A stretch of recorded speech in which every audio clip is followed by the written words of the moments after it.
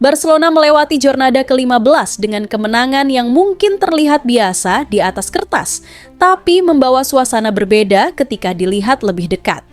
Atletico Madrid datang sebagai tim yang hampir tak tersentuh, hanya 2 gol yang masuk ke gawang mereka dalam 7 pertandingan, namun hari ini segalanya bergerak ke arah yang tidak mereka duga.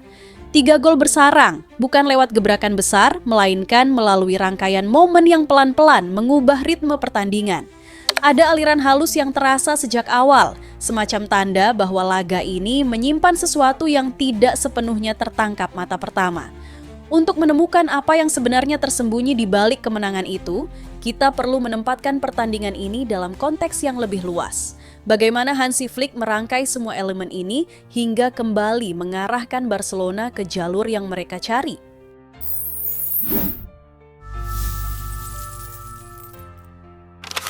Kedua tim memulai laga dengan bentuk yang terlihat sangat familiar. Atletico kembali pada 4-4-2 yang sudah menjadi pola dasar mereka, sedangkan Barcelona bertumpu pada 4-2-3-1 yang tidak banyak berubah dari pekan-pekan sebelumnya. Ritmenya pelan di awal, lebih memperlihatkan bagaimana masing-masing tim ingin merasa nyaman dulu di ruangnya sendiri sebelum mencari celah di ruang lawan. Pendekatan Atletico terlihat jelas sejak bola pertama berputar. Mereka menjaga blok tengah tetap rapat, menghemat energi, dan menunggu tanda-tanda kecil dalam build-up Barcelona untuk mulai menekan secara man-to-man. Strategi seperti ini membantu mereka memotong jalur kreativitas lawan di area yang paling sibuk, meski di waktu yang sama membuka ruang di belakang lini tekan, ruang yang biasanya menjadi titik awal gerakan berbahaya para penyerang. Di sisi lain, Barcelona datang dengan kecenderungan yang belakangan ini sering muncul di bawah Flick. Memulai pertandingan dengan langkah yang sedikit tertahan. Ada beberapa laga di mana mereka memilih untuk merasakan tekanan dulu sebelum menemukan ritme yang lebih stabil. Kontrasnya, Atletico cenderung mengambil momentum sejak awal dan mengubahnya menjadi keunggulan cepat.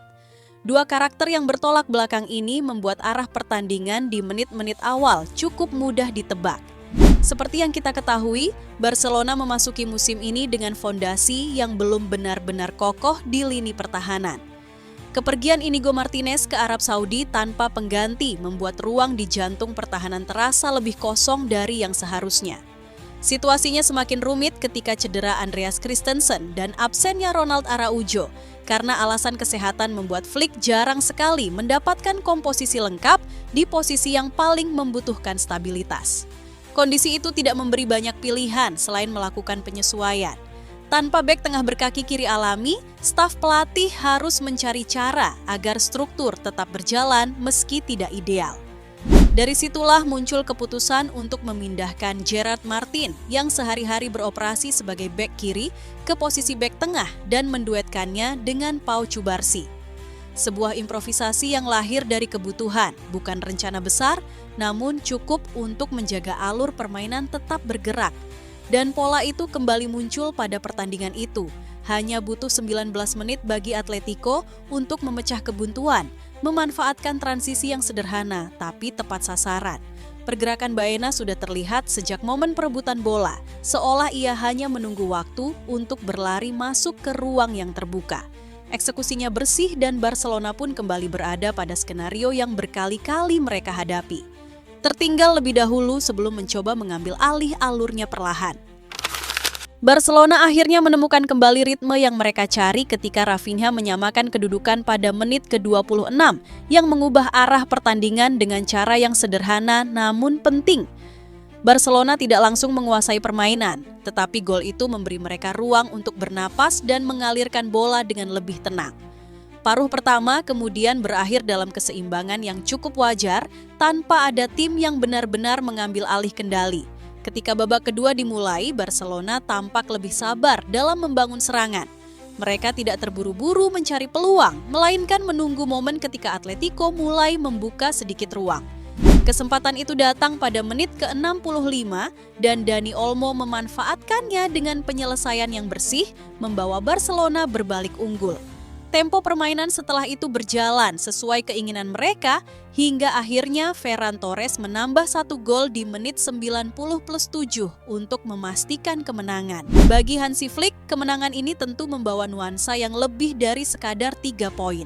Beberapa waktu lalu ia sempat menjadi sorotan ketika terlihat emosional setelah laga kontra Alaves, sebuah gambaran kecil tentang tekanan yang ia tanggung. Maka wajar jika suasana seusai laga kali ini terasa lebih hangat, baik bagi pelatih maupun para pemain yang merasakan perubahan ritme dalam tim. Dalam konferensi pers, Flick menilai performa timnya sebagai langkah maju, menyebut bagaimana mereka bekerja bersama dan memperbaiki banyak hal yang sebelumnya menjadi perhatian. Di tengah kritik yang muncul setelah kekalahan dari PSG, Real Madrid dan Chelsea, pernyataan itu memberi sinyal bahwa Barcelona mulai menemukan kembali stabilitas yang hilang dalam beberapa pekan terakhir. Adapun tambahan 3 poin di kandang sendiri membuat Barcelona kokoh di puncak klasemen sementara Liga Spanyol dengan koleksi 37 poin.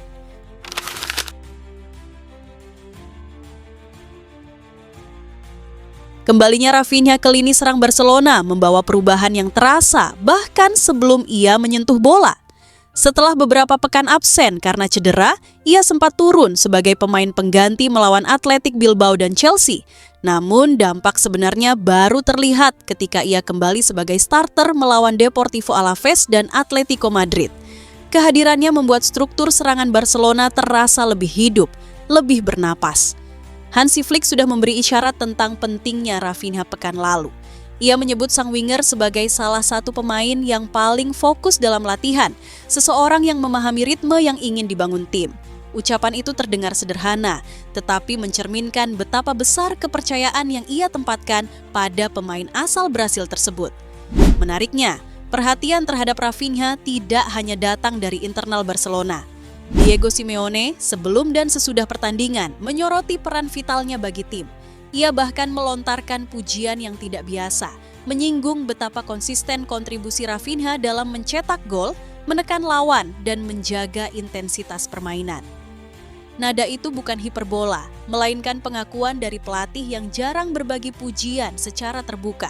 Di dalam skuad Barcelona sendiri, Rafinha dipandang sebagai figur pemimpin yang tidak banyak bicara, tetapi hadir di momen-momen penting.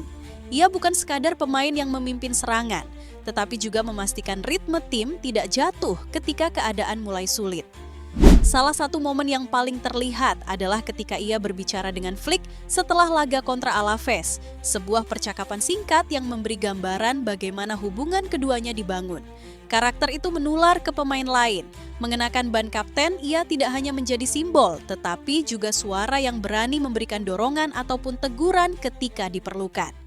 Dalam 2 laga terakhir, kontribusinya tidak hanya tercatat di papan skor, assist melawan Alaves dan gol krusial saat melawan Atletico, tetapi juga dalam caranya menjaga energi dan fokus tim di fase-fase penting pertandingan. Melawan Atletico Madrid, ia tampil selama 73 menit, sebuah durasi yang cukup panjang untuk pemain yang baru pulih dari cedera. 4 tembakan, 1 gol, umpan-umpan yang akurat, hingga 10 sentuhan di dalam kotak penalti menunjukkan bagaimana ia terlibat di hampir setiap alur serangan. Bahkan 1 dari 4 crossingnya nyaris berbuah gol untuk Robert Lewandowski. Detail-detail itulah yang menjelaskan mengapa kehadirannya membuat Barcelona terlihat lebih terhubung sebagai sebuah tim. Percobaan di lini belakang yang semula terlihat sebagai solusi darurat kini tampak tepat pada waktunya. Gerard Martin menunjukkan konsistensi dalam beberapa laga terakhir, menghadirkan rasa aman yang sebelumnya jarang terlihat dari sosok yang kerap bertugas sebagai pelapis. Penampilan solidnya melawan Athletic Club dan Alaves sudah mengangkat alis banyak pengamat, namun ujian paling nyata datang saat menghadapi Atletico, momen yang membuat segala keraguan harus diuji kembali. Hansi Flick yang tidak terburu-buru mengubah susunan, memilih mempertahankan kepercayaan itu. Keputusan menempatkan Martin sebagai bek tengah sisi kiri bukanlah klaim gegabah.